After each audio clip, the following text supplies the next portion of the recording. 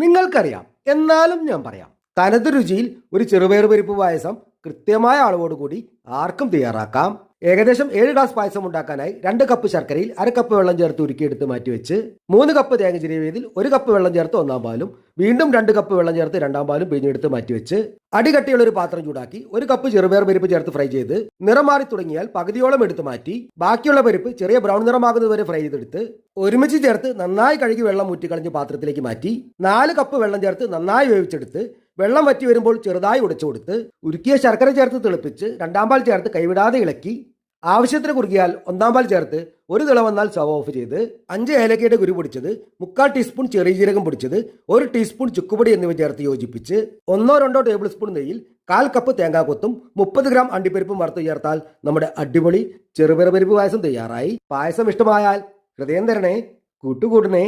നിങ്ങൾക്കറിയാം, എന്നാലും ഞാൻ